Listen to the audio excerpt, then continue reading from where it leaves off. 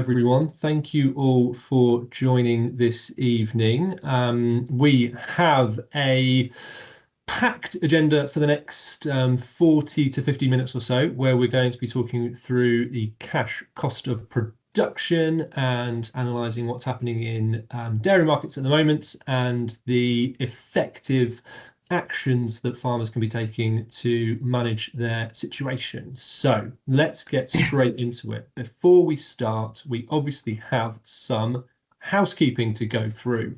So this will be around 40 to 50 minutes, as I said, and so you're aware we have the option to have questions as we go through. There is a little Q&A box at the top of your screen. You should be able to put your questions in there.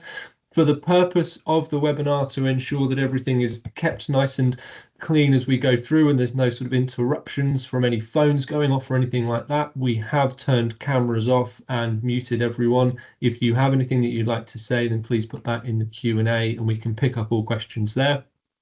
We'll be taking questions at points through the webinar and then at the end as well, as we kind of have a discussion around everything that we've spoken through. So please add in your questions as we go through, and we're happy to take anything that you want to talk about this evening.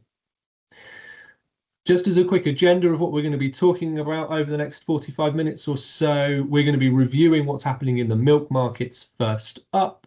Then we're going to be talking about calculating your cash cost of production.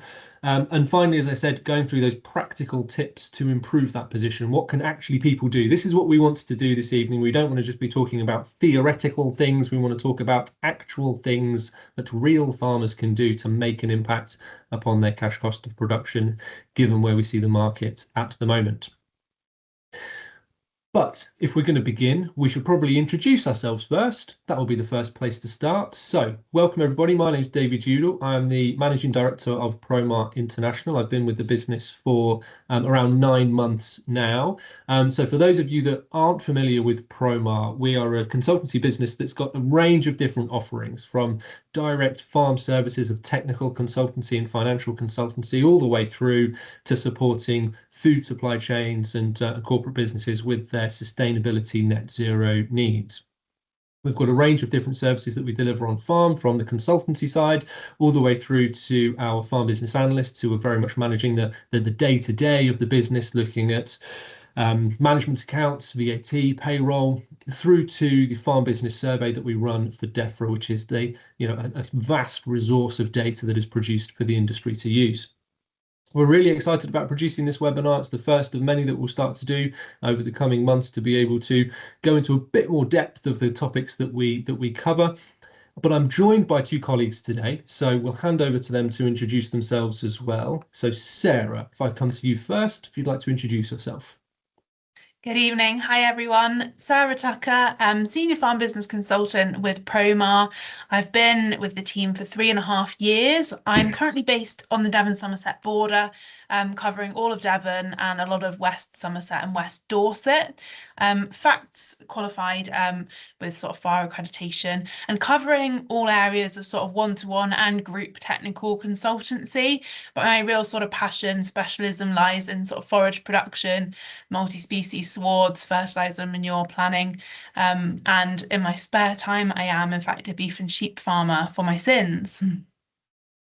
Thank you, Sarah. And George, if we come to you now, not wearing a Christmas hat on the webinar this evening. Not wearing a Christmas hat this evening. Hello everyone, my name's George Brown. I'm another one of the consultants in Promar. I would always say that I'm a dairy farmer first and a consultant second. I did 13 years with my wellies on before I came into this job. It says 2 years as a farming consultant at the bottom, but in 7 days I'll be able to change that to 3, which is good news. And yeah, I work with farm businesses every day, and most of the work that I do is around farm finance and sort of business change. So less agronomy or cowie than Sarah probably is, but more when businesses have decided they want to do something different or change the game slightly. That's a lot of what I'm involved in. I'm based out of Newark in the Eastern Counties, so working eastwards and across the Midlands. Thank you, George. So we've got the full breadth of skills that Promar can offer for its consultancy services this evening. So as I said, if there are any questions around any areas that the guys have just mentioned there, or anything that we talk about as we go through the next set of topics, then please do put them in. We're more than happy to go through any questions or any comments that anyone has. Before we go into talking about the cash cost of production side of things, what we wanted to do was just set a bit of context in terms of where the market is. So I'm going to spend a few minutes now just talking through the current market situation, how we've got here, and evidently the volatility and the uncertainty that we're seeing from the conflict in Iran and the impact that that could have upon markets and therefore upon farm finances as well. So if we go through this, what we wanted to do is kick off by talking about the milk cycle, really, and how that's changed and evolved over recent years, which requires a greater focus on what's driving the market and a greater involvement in those external global factors. So if we draw a line in that sort of 2007-8 period and split this chart up here, what we've got in the dark line is the actual milk price over the period of the early 90s to recently. And then in the dotted line, we're looking at the standard deviation. So it's essentially the volatility of markets through that same period. What we can see on the left-hand side of that red line is that in the early 90s through to the early 2000s, for a 20-year period or so, you saw a very clear cyclical trend in the market, that classic up and down of that supply coming in, that spring flush, the market dropping, and then it builds back up.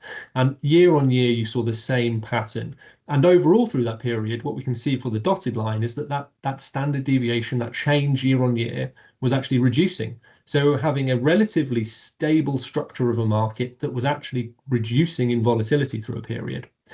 But then in the 2007-8 period, we saw a kickoff in volatility driven by a number of factors, and that's continued as we've gone over the last 20 years. So we're now completely disassociated from that classic supply and demand market cycle. We are now hugely accentuated by what's happening on a global market, and that has changed the narrative of that volatility in the market, which is evident from that dotted line and the increase in trend of stronger volatility as we see year on year. And this is really the thing that we're saying, this isn't a thing that's new. This shouldn't be a surprise to anyone. This is the thing that will continue to drive markets as we go forwards. As we'll talk about in a few minutes, this hyper-connected nature of global markets means that volatility will always be there. And so coming back to the reason of talking about things today and this evening, the requirement for farmers to understand the impact of that on their margins and have specific actions they can take to mitigate against it is ever more crucial as we see more volatility in the world. The question then comes in terms of where we are currently and where does that cycle go next. So this is our sort of short-term view of where we expect markets to go over the next few months.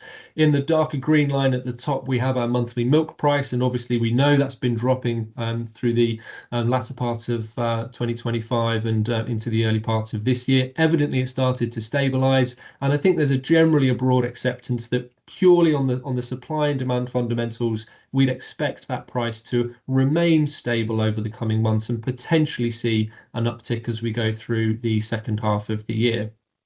Evidently, we have the caveat of the wider market situation creating the volatility around that.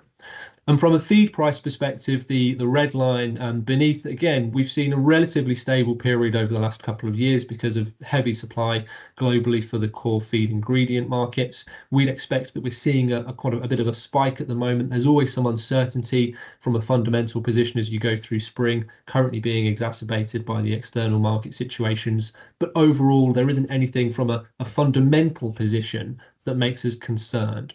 So as things stand, if we take out the noise of all the external markets from a pure fundamental basis of where the milk market stands and where the feed market stands, we'd expect that milk prices are likely to stay stable to slightly increasing as we go through the second half of this year, and a feed price that may see some short-term supply, some price support leading to a more stable period. And evidently, we have the caveat of the conflict in Iran, and this has created this significant issue in the world, which we're now having to deal with, which creates a significant amount of extra volatility. So where does that go? Obviously, we've seen a significant spike in gas prices today because of the conflict escalating overnight and attacks on gas fields in the Middle East. There's been a large push of speculative traders putting money into the market, which has increased that speed of change in the price.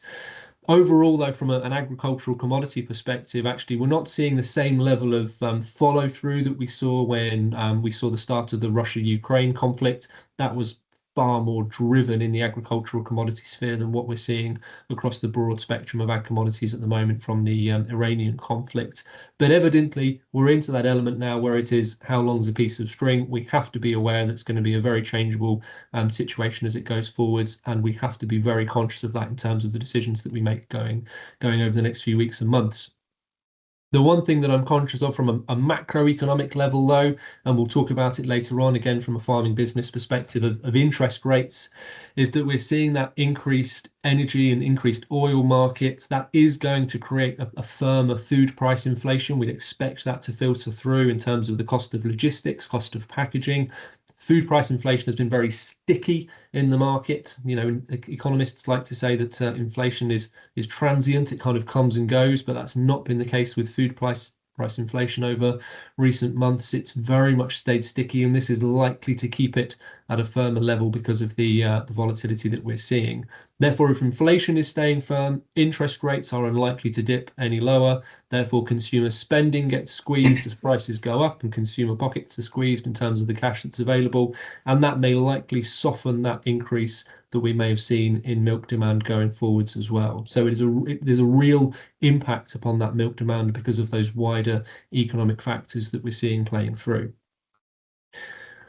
So overall, I think what we're really saying is, you know, we know that we've been in a volatile situation from a fundamental perspective coming out of COVID, evidently the oversupply in milk markets that we've seen towards the end of last year and the natural reaction in prices that we've seen. We're entering a further external market period of volatility, but this isn't anything that's different. This is the period that we're in now and the period that I feel we'll continue to be in as we go forwards, that we see this continued level of volatility driven by that hyper-connected market and that globalized nature. It just shows that there's more and more focus that needs to be paid upon the financial impact of these changes on farm. And that's what we want to start talking through now, of the actual things that people can do and the actual way that we can start reviewing that. David, correct me if I'm wrong, because this is a conversation I was having with a farmer who has a foot in two camps the other day. And he was basically saying why this becomes most challenging for the dairy sector on a sort of global basis is that the dairy sector is sitting between two markets when it comes to the Iran crisis. You've got the feed markets, fuel markets, obviously largely driven by oil markets and the impact on fertilizer. But then you've got the milk market, which is, you know, still in this period of oversupply. And just because of what started happening in Iran doesn't mean that suddenly the milk supply is going to dry up. Yeah, there might be a sort of pressure on it, but farmers are sitting between, or dairy farmers are sitting between a market that moves very quickly and a market that moves much more slowly. I think that's an element of the analysis. Yeah, definitely. I'd completely agree with that, because that is what we see in terms of the way that you can react to it as well, and the way that you can manage that risk, because in some instances there's elements that are out of your control within that in terms of that speed of change. So we've got to be very aware of that. But I completely agree that there's a difficult situation from a dairy market perspective at the moment and a dairy farming perspective, that you will always see a more rapid appreciation of the cost base in price because of the way that is linked to that core fundamental drivers of those globalized markets, compared to the milk price at the other side, which is slightly separate from it all and has a bit of a lag of the way that it all plays through. So that timing lag is a crucial element to this, that it means that some of the decisions that farmers can make to manage their exposure to risk in one area has to be made very quickly, and on the other side of it, from a milk price perspective, there's less direct control. So again, it comes back really to understanding that real, clarity of detail of the farm business in terms of the finance side, to understand where those exposed parts are in terms of how far is feed purchased forwards, etc. When was fertilizer purchased? You've got to understand that detail, because if you don't have that, you're just exposing yourself on all sides to it. Anyway, I feel we're going to kind of like get ahead of ourselves there, aren't we, and start talking about the detail before we've gone through it. So, George, if it's okay, should I hand over to you now? And do you want to talk through exactly the reason that we're here to start this conversation around our cash cost of production, what it means, and then we can talk through what can be done about it? 100%. Cheers, David. I suppose where this comes from and why we as Promar want to share this with the farmers that have joined this evening is I'm personally, I think we all are big believers in empowering farmers to take more control over their own businesses. You know, as an advisor, you can tour around the country, try to spell this out to farmers, or you can just give them the tools to go and do it themselves. And working out from a cash perspective, firstly, how much of a milk price drop the business can stomach can be either very reassuring or very focusing. But it's also not that hard to do. Yeah, I think you'll see on the next slide, David, I will have to point at you when we need to change slides. Obviously, when times are good, as an industry, we do the right thing. We focus on profit. You know, we have to look at long-term net worth growth. You know, farming is a long-term game. It's a long-term investment. We look at where the opportunities are to invest, to spend, to move the business forward. And, you know, we look at profit as the sort of one metric of success financially. And rightly so, we focus on the profit in the good times because all that we need to achieve with the cash in the good times is to keep the bank balance in check, make sure we can pay all the bills and to not overstretch ourselves. When the times are bad, next slide, please, we do have to focus on the cash. You know, when there's not going to be that much profit, and we're all well aware of that, yes, we want to make sure that the net worth of the business isn't declining and we want to break even, but actually being able to pay the bills at the top of that pyramid, manage the overdraft before the bank manager tells us that we have to, and make sure that we can weather the storm becomes the point of focus. And actually, I suppose, luckily, it is easier to sit down with pen and paper, which is kind of the 5-minute back of a fag packet bit of maths we're going to do now. It's actually easier to do that for the cash basis and the profit basis because we're not taking in adjustments of loan movements and this, that, and the other. You know, so if we go on to the next one, you know, why work out your cash cost of production? We need to know which way the bank balance is going to go. We need to plan for how we're going to deal with a low milk price environment. And we need to know that if we are burning cash at the moment, which some people will be because the milk price is so low, how long can we burn cash at this rate? You know, are we good for 6 weeks, 6 months, 6 years? And it doesn't mean there aren't options at that point, but I'd much rather know how far away from trouble I was and therefore be able to take some action. So I'm going to do what I'm going to show you is basically a reasonably elaborate back of a fag packet method, but it kind of works. We all know how to work out an average annualized milk price. You take the milk sales, you divide it by the milk produced, and that gives you your average annualized milk price. And in this case, farmed in 3.7 million litres, off you go. Sorry, David, next slide. The concept of cash cost of production, or cash break even as some people call it, but for the purpose of this exercise, cash cost of production, we all like talking about cost of production. That's what we're going to roll with. We've got other streams of income for, in this example, calf sales. Again, divide it by the number of litres and we can work out how much that's adding to the milk price. So on the next slide, if we do that with milk sales, calf sales, cull and cow sales, forage sales, subsidy income, we have an idea of, because we all know that the dairy farm doesn't just to bring in a milk check. I suppose looking at some of our data recently, David and Sarah, I think we were all quite surprised with just how much of a contribution cull and calf sales now add to this. I know in our benchmarking this year, we had negative herd replacement costs because of the sheer value of cull cows. So actually just understanding what's the annual income in terms of pence per litre. Then, on the next slide, working out the outgoings in terms of pence per litre. Feeds, vet and med, AI and semen, forage, all of the costs. And then over the page, working through the farm business for that. And, this really is sit down with pen and paper territory, milk income, other income, variable costs, overheads, rent and finance, loans and HP, private capital expenditure. You can work out the difference between what's coming in the door and what's going out the door. And yes, there's going to be a couple of numbers that need changing where you know that the feed is £10 a tonne more than it was 6 months ago. But effectively, everyone has access to this data somewhere, whether it's in a bookkeeping platform, whether it's on the accountant's set of accounts, we all have access to this data. So on the next page, it really doesn't matter how you work it out. I kind of thought this morning that I needed to put my money where my mouth was and do one of these on paper. You can just sit down and crunch this, and it really is that peace of mind. Doing this exercise with a client the other day and realizing that their cash cost of production was around the 30p mark, was hugely reassuring. Now, not every business is going to be there. It is going to depend how well invested you are. It is going to depend how high or low input you are. But fundamentally, actually knowing this is what's coming through the door at the moment, this is what's going out the door, and this is the difference. Divide either the bank balance or the overdraft headroom by that number, gives you an idea of where you're going.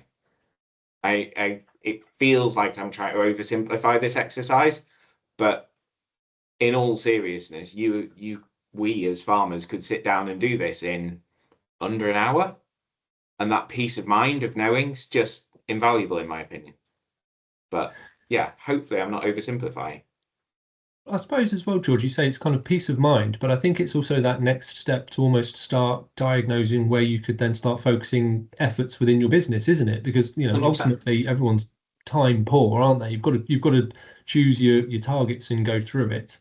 I suppose, Sarah, that kind of leads on to what we're going to talk about next slightly, doesn't it, as well? So maybe we'll come back to that in a broader sense, because this is where we start talking about the actual practical things, because we know we can go through the process, and I'm always conscious that we don't want to just lead people to sort of the obvious conclusion.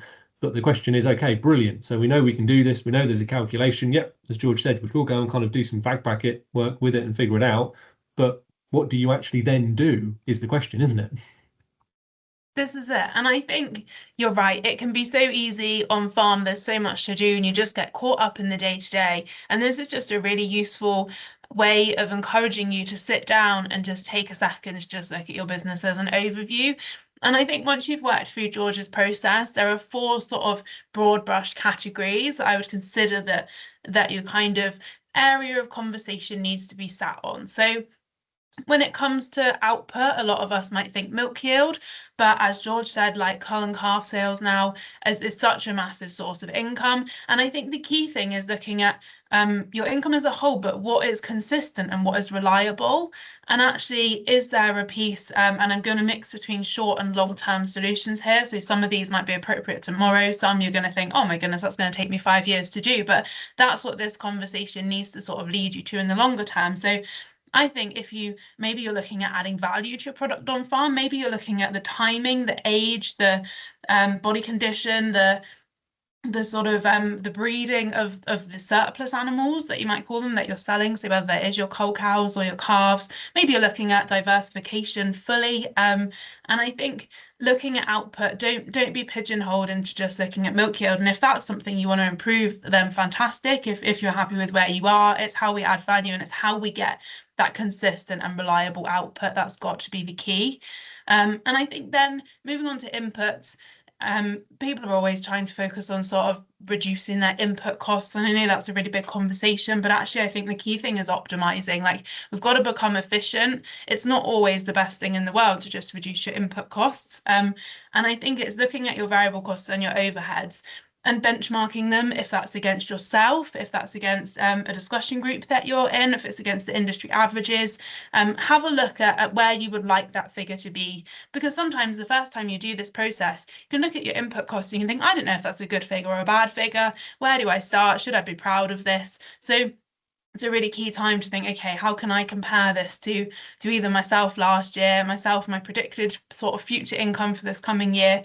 And it might be looking at something like feed tendering. Perhaps that's not something you've tried before. Maybe it's having an energy audit done. Some of these things you can sort of incorporate in the next couple of months and just learn a bit more about your business to just get those inputs more efficient.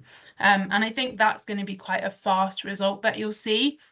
which obviously, as we then look onto capital as our sort of third bucket to look at, that might be slightly longer term thinking. So we can work out, as George said, what we've got available to us. And then I think it's separating the wants and the needs. So with capital, there's going to be that vital capital spend. Something's falling apart, something's broken. We've got to spend that money, and we need to have that sort of preparedness over the year to cope with that.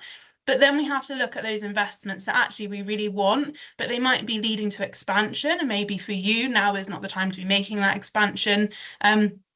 And I think it's looking at timing and volume of capital spend as well. You know, is this year the right time to be doing it? Can we split it into 20% chunks and do a little bit at a time?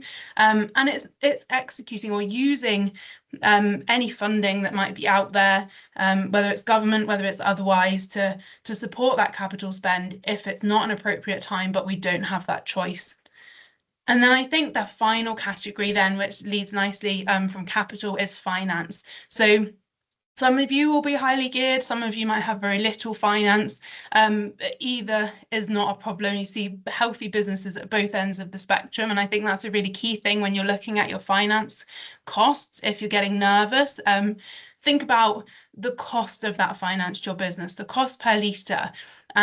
And just look at rearranging that finance so that actually in the shorter term, you can service it. Because long term, as George said, making sort of these financial investments, it's not always a bad thing. If you're investing in capital, which is going to give you a tangible return, whether that's short or long term, if it's going to improve our outputs, then actually that finance to fund the capital may not be a bad thing, but it's just looking at the value sort of per litre of that. And just extending it. It could be going for an interest only period.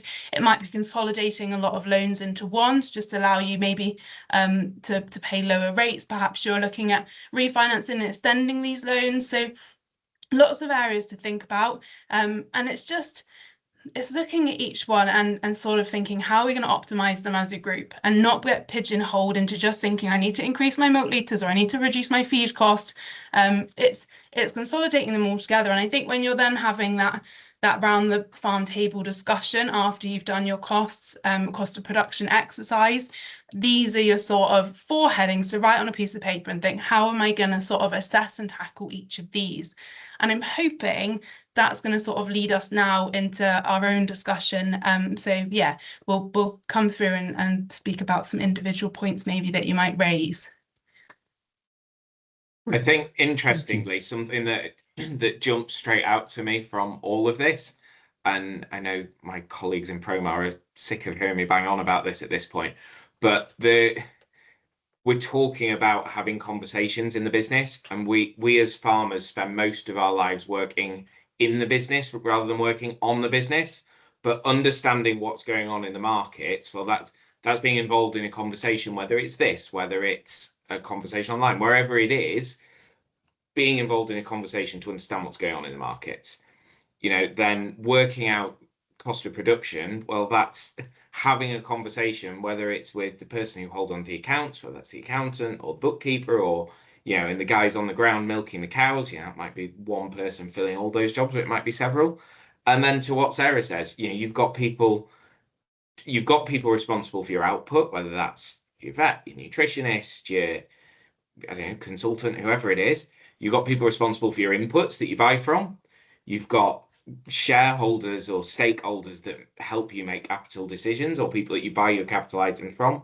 And then somewhere there's a bank manager or someone that holds the purse string. So it might even just be yourself. You might have to do the stand on both sides of the room and have a conversation backwards and forwards with yourself. But there's conversations that need to be had around what we do next. And it just involves taking that time to step back and say, I'm going to work on the business for an hour here rather than working in it.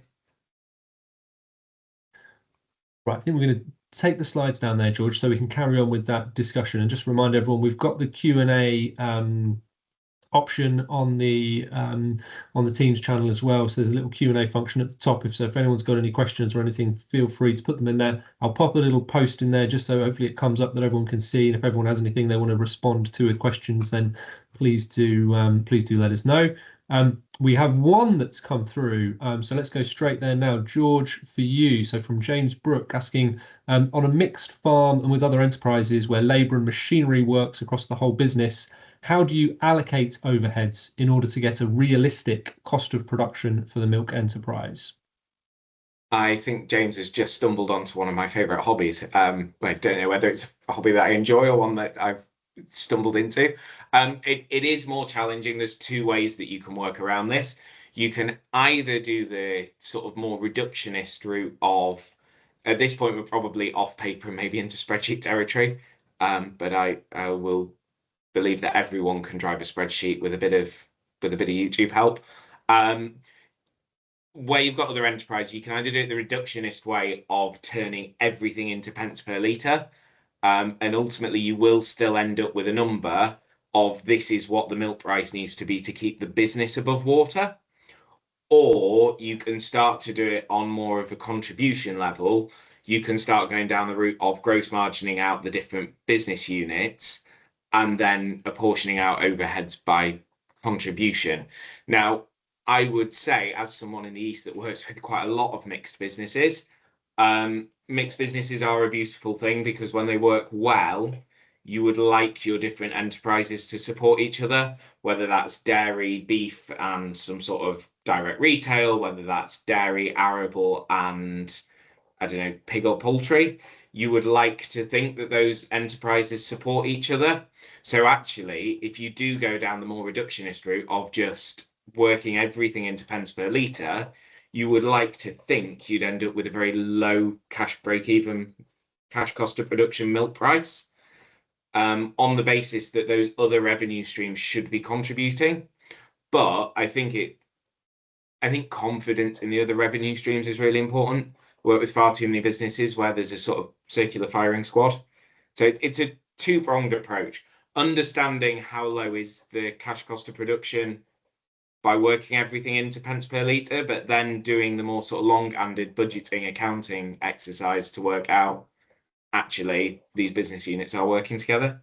James, I know that's not the direct answer, but I think it's one of those ones where you know it's going to be more complex when you start getting into it, isn't it? But you need to start that journey to get into it. I suppose it was a kind of carrying on with that theme, Sarah. It's a question that I guess I had in mind of what we're, as George said there, what we're talking about here is making time to do this, and obviously that's a challenge. And I was guessing with your experience of being on farm, do you feel that this is a kind of a nature of a conversation that is had enough, or is there a challenge to get people to engage with this? I suppose how important is this, and how much importance do we need to place on it, and therefore how do we get more people focused on it to actually spend the time on it? That's the challenge, isn't it? I think the key thing, David, is that I'm seeing on farm that everyone has a real desire to have this conversation. There are very few people who want to bury their head in the sand and not address the cost of running their businesses, running their different enterprises. But you're right, it is the time element. And I think the key thing I've found from my experience at home is that actually it's putting it in the diary and saying, look, this is happening 2 weeks on Monday at 10 o'clock, and I don't really care what you're doing, whether it's pushing in silage for cattle or whether it's heptavacking sheep or whether it's milking a cow. I want everybody sat there at 10 a.m. And I think that's the key thing, because if you just say, look, at some point in the next month, we want to gather around on farm and do this, it just doesn't happen, because there'll always be something that feels more urgent. So if you're wanting to have a conversation, and actually that's where it might be really useful to have that external monitor, whether it's your daughter-in-law, whether it's your mother, whether it is a consultant, to just say, I'm also going to be there at that time, because it is so important, and you are just flying blind if you haven't got these figures at least roughly in your mind. So maybe having that external candidate who is arriving at that time will force you to sit down, get everybody in the room. It should be a conversation that I think as many people are, as George said, involved as possible, within reason, whoever you feel comfortable having in there, understanding your finances. If that's staff, if that's relief milkers, fantastic. They're all bought in then. And I think just to round back and go back to James's question, and echo George's as well, like this is something that if you've got a mixed farm, I would encourage you to be doing it for every enterprise. The same principle might work, but it might be, on a per head basis, it might be on a per kilo basis, whatever sort of output you're working with. But try to do this for all of them. It is so valuable, and to make sensible decisions for the next 6 to 12 months with prices, input and output prices really quite volatile. It's got to be done. I suppose, George, from your perspective as well, what are there any common mistakes that people can make through this process? Like you said, we've spoken about it in kind of slightly a, laissez-faire way of talking about kind of doing it on the back of a fag packet or anything, but evidently there are potentially some pitfalls that things could make if the numbers are wrong. So are there any areas or sort of any, common mistakes or any common misunderstandings or misinterpretations of data that regularly sort of come from these kind of conversations? I suppose the reason why I speak about this in the laissez-faire kind of way is because I am yet to meet a farmer that's not a bit of a perfectionist. Very much put myself in that box as well. And so I'm going to use the example. In the last couple of weeks, I've sat with a client to do a budget, a client who has sworn blind to me for the last year, we will never write a budget because he hates sitting down and talking numbers. And 6 hours later, after we had dotted every I and crossed every T and called every merchant supplier, and Googled every single input, he was just starting to feel confident in now I'm happy with that budget. I think the hardest step in this, the biggest area to go wrong is, like Sarah says, just finding the time to sit down and look at the business, look at what you're doing, what's good, what's bad, what's indifferent. Do I see people making horrible mistakes once they get started? Very rarely, because the conversations present themselves. The areas of focus, I don't know if you see the same thing, Sarah, when you start on an exercise like this, the areas of focus are the areas that you're not sure on. When you're working through this and you say, oh, maybe we need to tweak the feed price a bit, and that's the moment where you realize you haven't actually asked the cake rep what he's charging you for a while, or you haven't looked at the ticket, or when you say, what's the cool price going to be, and that's the thing that reminds you, hang on, I haven't shopped around on this for a while to see what prices I could get. The biggest mistake is not putting time aside to work on the business. I would say that it's also very easy to ignore the points, like George said, that you don't feel comfortable with. So sometimes I'll be having a discussion on farm, and I just feel like every time I bring up a point, it gets sort of skirted around, whether it's a certain input or a certain level of output or an overhead or a staff member. And the more they try and avoid this point, the more I think, okay, this is what we need to be having a discussion about. But until you actually force yourself to sit down and address it, it's not going to improve. So yeah, you'll open up the discussion yourself by just thinking, I'm going to put an hour aside for this, and you'll find yourself 2 hours later like deep in it and achieving loads. So I'd echo I that. think it's sorry, Dave. I just think the scale of the businesses that we all run has fundamentally changed. The average herd size continues to creep up. The milk price alone, the frame of reference has shot up. I don't know any dairy farm that I now wouldn't call a reasonably big business. In the sense that even with 60 to 70 cows now, you have a significant turnover. You are now turning over more than the corner shop. It's a significant turnover. It's a significant labor power exercise, and just taking the time to work through things, to think about things, invaluable, absolutely invaluable. And I suppose we're talking about this in the context of in a slightly negative context, I suppose, in terms of the way that we've been driven by milk prices, etc. But we can also look at this from a positive perspective, as you were coming back to at the start, George, that when there is healthier margins out there, it's about maximizing them as well, isn't it? So we've got to remember that's the other side of this equation. It isn't all about just how to make the best of a bad situation. This is about how to make the best of a better situation as well. Yeah. I'm conscious we have got a question from Michael on the side. Michael's pointing out that I didn't actually give you the sort of final part of the equation, which I'm probably glossing over, trying not to make it look too complicated. David, could you just jump back to the slides? If we head back into the cash cost of production slides. There we go. If we stick to that one. So milk income minus expenditure, or total income minus expenditure, Michael, is either going to give you a positive or a negative number. Effectively add or subtract that to milk income to get it to zero. So if, and again, I keep things simplistic, if total income was 50p and total expenditure was 45p, the cash cost of production would be 45p. Cash cost of production is basically the cost of all of your costs put together.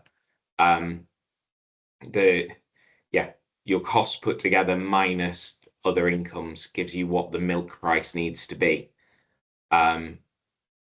It's weird when you can't see people because you can't see whether you can't tell whether someone's nodding or thinking he's not answered this yet and he's just babbling. But effectively, cost minus other income will tell you what the milk price needs to be on a positive cash position. If your income minus your cost leaves you with a negative cash position, that's the point at which it goes back to Sarah's comments of who are the conversations going to be with and what are the things we can change. Hopefully, Sarah and David, is that making some sense? Yeah, and we should say as well, Michael, so once this webinar is finished, when we click the end button, it will then be emailed out to everyone that's either been a part of it or registered for it as well. So you will receive a recording of this to be able to skip back for those moments when you think, what was George saying? There'll be a source where you can go back and find out. But I think as you've described it there, George, I think that's as clear as we can make it. If it's not, Michael, please let us know and we can continue going through it as well. I'll tell you what I will do though, guys, whilst we've got the slides up, if I just flick forwards a couple, we're talking about the how to optimize it, but we also put in sort of our 3 key tips, didn't we, of kind of where we think really we want to sort of focus on those key kind of takeaway actions. So Sarah, if I come to you for yours first, what were your 3 key tips? So I think, we gathered together this morning our favourite tips because everybody at Promar has a favourite tip on how to make your life slightly better. So I think my first one is definitely, and I know this is a real time pressured thing, but really do your cash flow forecast. So if you've got yourself into a position where you've got a cash flow forecast in place for your farm and perhaps you're monitoring it, don't be afraid to go in and change that for the next 9 months. If we are going wildly off track and some input cost or some milk price perhaps or cattle price has changed drastically, change that because you won't trust it and you won't follow it and you will lose interest if it is not still relevant. So you can reforecast it as many times as you like, and that's my first tip. My second is a little bit more specific, but I think finance can feel really scary and really heavy, and actually it's a conversation that a lot of people lose sleep over, and that's probably not going to go away. We're not going to remove that whole anxiety for you, but I think to make your life slightly easier, speak to the financing people, speak to whoever you're dealing with, and look at how you can maybe extend loans. Even if you're in a tricky period at the moment, just work on ways to make that cash demand for that loan each month just slightly more manageable, because it'll just take a tiny bit of pressure off, which sometimes is a really big help. And then my third point, if you've got vital capital spend, you need to repair something, you need support with something, whether it's something in your sort of domestic house, whether it's something on farm, really important to just spend 10 minutes or make a phone call or have a look online and just look at whether it's domestic grant funding, whether it's agricultural grant funding for that really vital capital spend. Those would be my 3 go-tos to hopefully try and reduce that stress a tiny bit in sort of a more tricky period. Thank you, Sarah. George, hold on a second. Don't go through your 3 yet, because we've had another question come in from Archie, who says, when you're working out cost of production, how should we treat family labour? Do you cost it in or not? So, Archie, you have just stumbled on the question that will last the ages. So for the purpose of this exercise, I would want you to put your drawings in and what you need to live off into there. If you can't go to, I was going to name Tesco, Sainsbury's, Asda, Aldi, insert favourite supermarket here and do the weekly shop, we are below the cash cost of production. This is why generally, as a consultant, we're always quite dubious around the term cost of production, because it's very much what does it mean? Is it the cash basis, like we're talking about today? What comes in versus what goes out of the bank account? is it actually, if I'm not here tomorrow, somebody needs to stand in my place, so we need to allocate money for that? Is it that actually, to justify having my money tied up in the business, there needs to be some net worth growth going on for me? So this is why we, I think, collectively as Promar are always very dubious around the concept of cost of production, but from a cash cost of production position, it it's what you need to live on needs to be in there, and be sensible with that. Don't say I'm sure I can live on less. What does this business need to pay you to get through the next 12 months?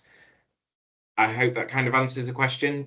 Just fundamentally, if there's no space in there for you to do the weekly shop, it's not achieving the cash cost of production. I think it's one of those complex ones, isn't it, George? Because this is where you can there's almost a bespoke version of this calculation for every different type of business that you go into, isn't it? So whilst you can put some broad kind of parameters around it, you've got to look at it for your individual instances and factor those in. But George, while we've got these up, what were your 3 top tips as well that you put in? Yeah, so for me, I would say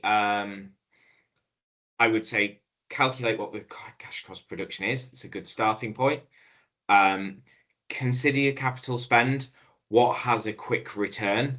I'm working through some projects at the moment with farmers that have much slower return on investment. And that's absolutely fine. And if you're in a position to progress with that, great. But if not, there is no shame on saying now is not the time to do this. Just putting the brakes on for 6 months, 12 months, a year.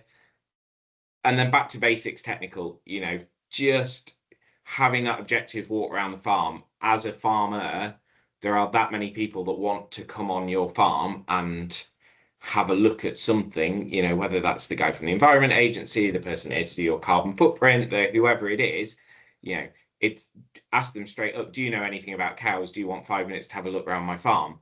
Because they will, within reason, if they know something about cows, they might be able to show you something you didn't know before. I am often very aware how blind I was on farm when I was farming to some of the basics. Think water troughs, think feed spaces, think digging out the ring feeder in the dry cow yard. Just that getting an extra eye over things. I'm also, David, whilst you do your 3 top tips, I'm going to post the formula in the chat because I was still getting questions, which means I've not been clear enough on how to work this out. So I will post that whilst you give your top 3 tips.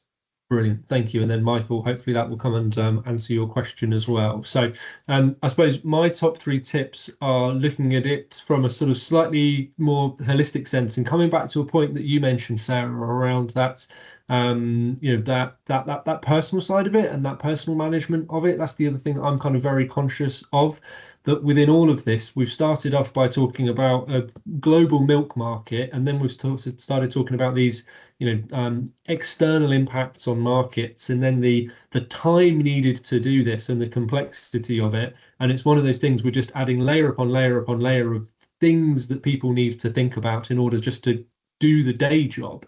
So the first one is very much just to focus on what you can control and focus on what's within your remit. So those areas of when you've gone through those different cost of production points, those areas where you can't control them, leave them to one side. Focus on the things that you can control, and focus on those things that are able to actually have a direct impact. That would be my first tip.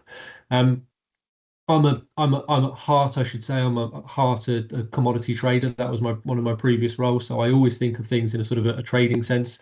And so looking further forwards, how you can be conscious of those forward purchases to be able to fix prices, again, from a almost a mental health perspective as well, is really within all this, to be able to fix those margins and understand where your margin lies, to take some of that volatility out of the mix.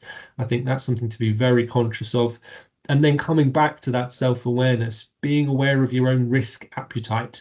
I think, as you mentioned, Sarah, as well a few minutes ago, those things that keep you awake at night. If this is something that keeps you awake at night, this is, you need to be aware of that and deal with it, and be aware, obviously, that we're talking about things that are potentially anxiety triggering for people, and therefore be aware of the mental health impact, I think is something that's crucial with this. The idea of all of this is what we're talking about is trying to create a cleaner, simpler way to be able to understand your business, to make more informed decisions that have a direct impact upon the efficiency, productivity, and profitability of that business. We are trying to simplify through this process, not add complexity in, trying to clear out the noise. So being aware of your own self within that, I think, is really important. Right, Sarah, we've got to do one of my favorite things now, which is filibuster and play for time, because I can tell that George is furiously typing away. So Sarah, have you got anything else that you would like to bring to that? Good question. I think, do you know what? There are so many thousands of things that you can edit on farm to hopefully make your life slightly easier. In those four categories we looked at, and even in sort of external factors.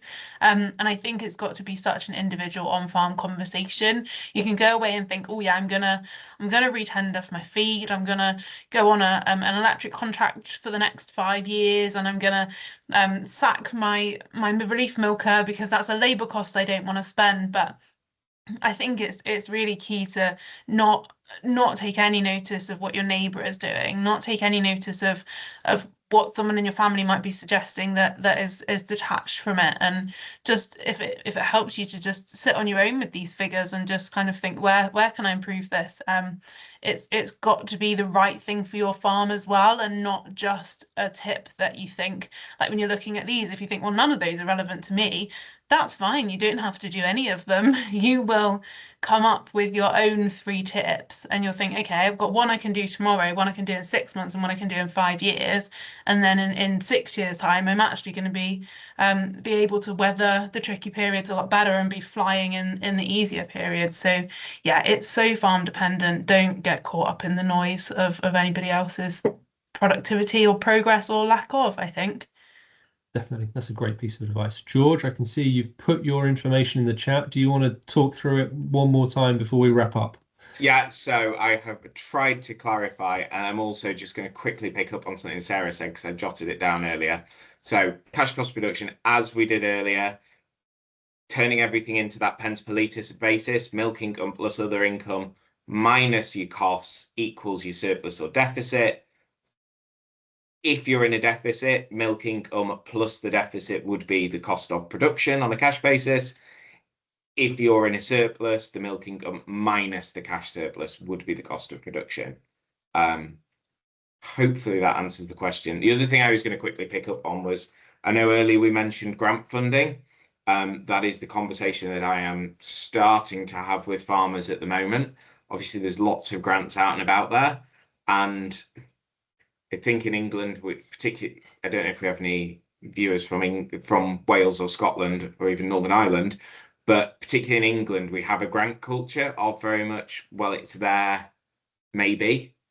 I think actually sitting down and back to that needing to sit and have these targeted conversations piece, actually deciding what am I going to go in for, what has a decent return on investment, what has a 12-month return on investment, whereas what has a 24, 36, 48-month return on investment. Yeah, I think that's a very pertinent point, isn't it, George, of thinking about things in those really correct time frames and understanding it. Right, I'm conscious of time now, guys. I want to say thank you for all your content and thank you for all the things that you've brought together. If there's any further questions that comes through on the back of this, we'll endeavour to answer those and reach out to those people individually that put them in. The one final thing that I wanted to talk through, though, was around what we can now offer. Because basically, if we've gone through this and it started to spark questions, I think, as I've said a couple of times, I'm conscious that we don't take people to dead ends in this. And evidently, it's kind of triggered some conversations in people. And I want to make sure that we don't then just disappear and we call it quits to a webinar and that's it. So what we're offering on the back of this for anyone that's taken part of our webinar is a free consultancy session to help explain it and understand it as exactly what Sarah was saying for the individual aspects of their business. That's what we want to do. So if you are interested in that, please do get in contact with either your regular Promar representative or calling into our office and speaking to Claire and our fantastic admin team to get you registered and set up for your free consultancy session. The offer is there. We hope you take us up on it, because we don't want to make sure that we end up sort of taking everyone down a dead end, and we continue this conversation to make it bespoke. But before we finish, I see there's always one last question. So Tracy Langton, thank you to you. I love a final question. George, coming back to you on grants, and she's saying, do you think it can be tempting to spend money for the sake of it with the grants? Now, that is a massive question to end on, I think, but I love it, Tracy. Thank you. Sarah, you do more grants than any of us. How many of them actually come to fruition by the time you've scrutinised them to the nth degree? I am going to say 70 to 75% if I have to choose a figure. It is so tempting when the money is there, because also sometimes we don't always know if the money's going to be there next time, and you just think, oh, I'm going to put my entire farm into fencing and I'll get round to doing the fencing in the next 3 years, and then 3 years comes and goes and you fence 2 fields. And I think that's the temptation. And I think I'd go back to George's point, like, have a shopping list, look through these grants that are coming out. Your farm equipment one is open now. Look through the list, but look through it and think, okay, was I going to buy any of this in the next 12 months? And if the answer is no, close the window. And I think if your answer is yes, get some ideas of quotes, get some ideas of timelines of how quickly that can be put in. And I think likewise with capital grants that are sort of coming out in July, make sure you need to do that roofing, that concreting, that fencing, and you are going to do it in the next 3 years, because you don't want to commit yourself and feel that pressure to spend money if actually in 2 years' time you really don't have the funds to do that, or it wasn't an appropriate thing anyway. And in being purely selfish, you've unselfish, you've taken that money away that somebody else might have actually really needed. So I think if we're thinking about the wider community, there's a limited pot, and just consider what actually is going to help your productivity and get that return on your farm. Brilliant. I'm also just realising, David, if anyone did remain, as I look at the slide, if anyone does remain confused by my occasionally questionable explanations, you are effectively offering to send me on tour, and well, myself and my colleagues to just go and do it on people's behalf. Exactly. That wasn't the intention. We weren't intending on confusing people to then having to go and explain it. But if we need to do that to explain it, we are more than happy to. So, Sarah, thank you for that. George, again, thank you for your input. If it has raised a question, and as to say, if there is anything you want to further continue to have a conversation with one of our consultants about along these lines, then please do take us up on the offer and quote cost 2026 when either calling into the office or talking to your existing Promar representative, and I'm sure we can get something set up. Thank you all for your time. We've spoken a lot about time, and you've shared your time with us this evening, so thank you for that. Thank you for your questions. But George, Sarah, thank you especially for your input this evening. It's been a fantastic discussion. We will bring it to a close there. As I said, this recording will be sent out to all of those that have attended and those who registered and weren't able to attend this evening. But I'll finally, again, just one last time, say thank you for your attending. Thank you for your time. George, Sarah, thank you to you. And I hope everyone has a fantastic evening and enjoys the improved weather we're seeing at the moment. So thank you all.